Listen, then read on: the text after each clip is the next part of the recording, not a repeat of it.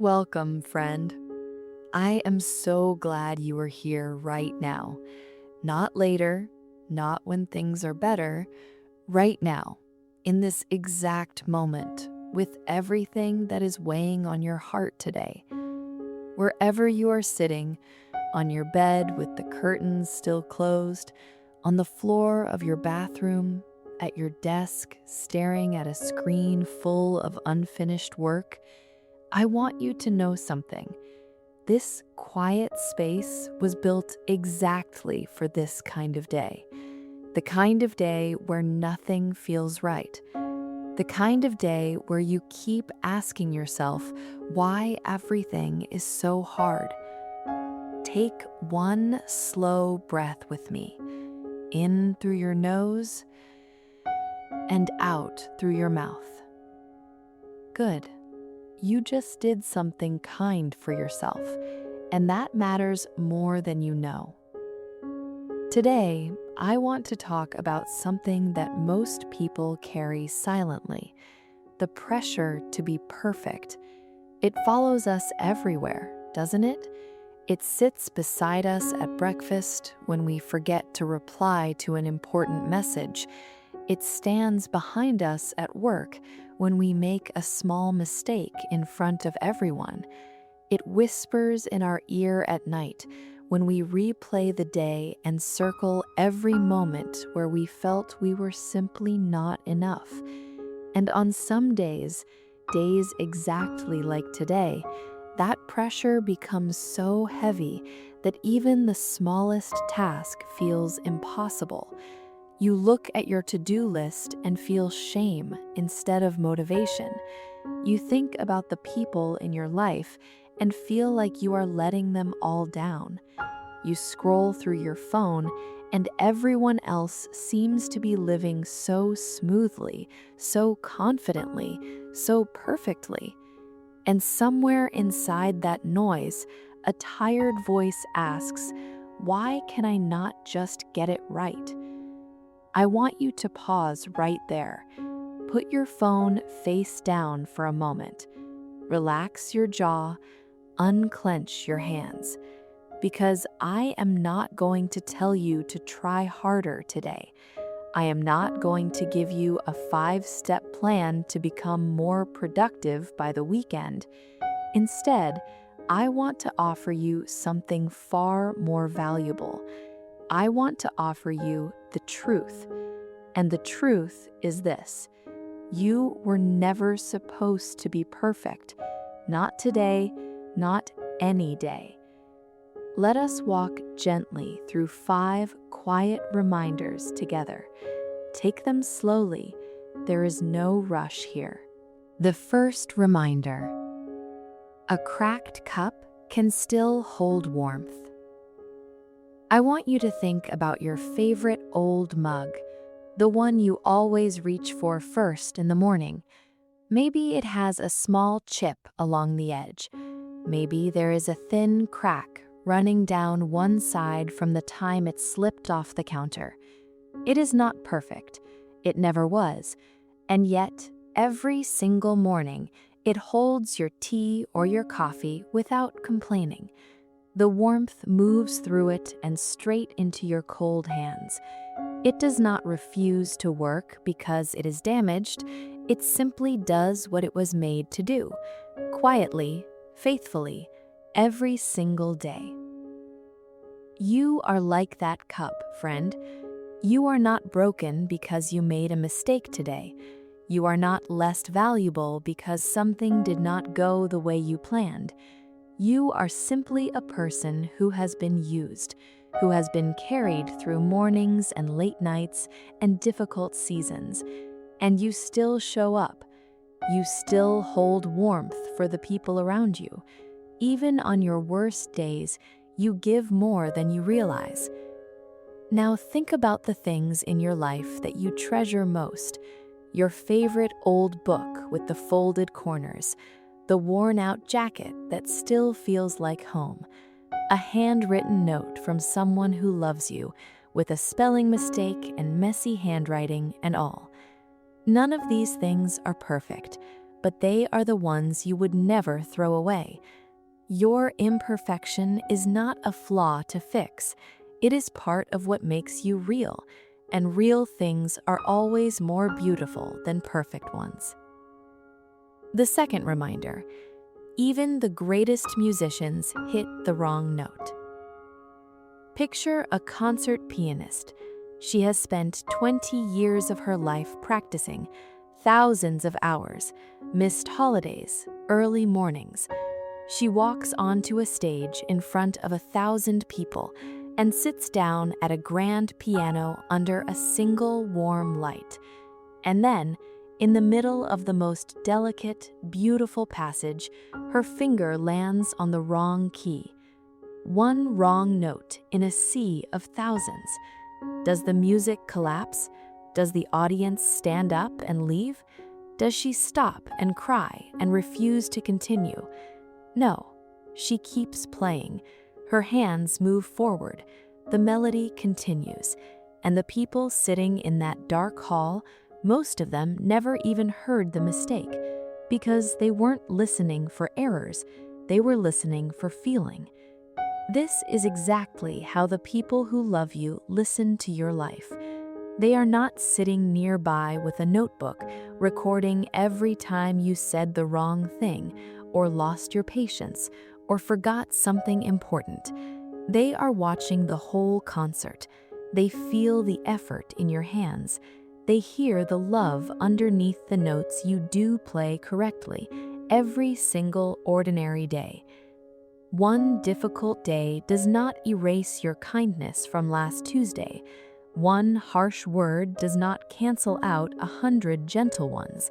One mistake at work does not define the 100 quiet things you do well without anyone even noticing. Your bad day is one wrong note in a very long and very beautiful song.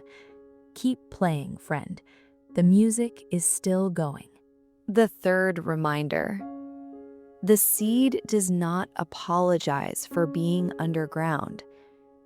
In spring, when the flowers begin to appear along the sides of the road, we admire them. We take photographs. We call them beautiful. But nobody talks about what happened before that moment. Months earlier, that same flower was a tiny seed buried deep in cold, dark soil. No sunlight, no color, no sign of life from the outside. If you had looked at that patch of earth in December, you would have seen nothing at all, just brown, frozen ground. But something was happening that no one could see. Quietly, in the dark, the seed was preparing. It was building its roots slowly downward before it could ever grow upward. It was gathering strength before the world would ever get to see its color. On the days when you feel like nothing is happening in your life, when you feel stuck, invisible, and far behind, I want you to remember that seed. You are not failing just because your growth is currently underground. The work you are doing in the quiet, healing old wounds, processing difficult feelings, resting a mind that has been running for too long, none of it is wasted. It is root work. It is the invisible foundation of something that will one day surprise even you. You are not behind. You are beneath the surface, building something real. And just like the seed, you do not need to apologize for the season you are in. The fourth reminder: you are allowed to be a student of your own mistakes, not a prisoner of them. Here is something that nobody teaches us clearly enough when we are young. Making a mistake does not make you a mistake. These are two completely different things, and most of us spend years confusing them. Think of a small child learning to ride a bicycle for the very first time. Her father holds the back of the seat lightly as she pedals. She wobbles, she tips to the left, she tips to the right, and then she falls. Knees on the pavement, tears on her cheeks. Does her father look down at her and say, "I suppose you are just not a cyclist"? No, he kneels beside her. He checks her knees. He says, "Good try. That was brave. Let's look at what happened and try again." That's the voice I want you to use with yourself today. When your mind replays the moment that went wrong, and I know it will because that is what minds do, try to listen as a kind teacher, not a harsh judge. Ask yourself gently, what can I learn from this? Not, what does this say about who I am as a person? Your mistakes are information. They are the feedback that every great learner needs to actually grow. Every single person you admire, the ones who seem so calm, so capable, so together, they have a long, private history of mistakes that they learned from quietly. The only difference between them and where you are right now is that they decided to become students instead of prisoners. You have that same choice today. Step out of the prison, walk into the classroom. The fifth reminder: this feeling is a visitor. It does not live here. Right now, the way you feel seems permanent. The embarrassment feels like it will follow you forever. The sadness seems like it has always been here and always will be. But feelings are not furniture, friend. They do not move in and stay. Feelings are more like weather, and just like weather, no single condition lasts forever. The coldest winter always eventually releases its grip. The darkest storm always uses up its rain. Think about a time in your past, maybe 1 year ago, maybe 3, when you felt something that seemed completely unbearable, a heartbreak, a failure, a moment of shame so sharp you thought you would carry it forever. Can you remember how certain you were that it would never get better? And yet, here you are, still breathing, still trying, still reaching for warmth wherever you can find it. You moved through that. You did not have a perfect plan, but your feet stayed on the ground, and one morning followed another, until the sharp edge of that pain slowly became soft and distant. That is not luck, friend.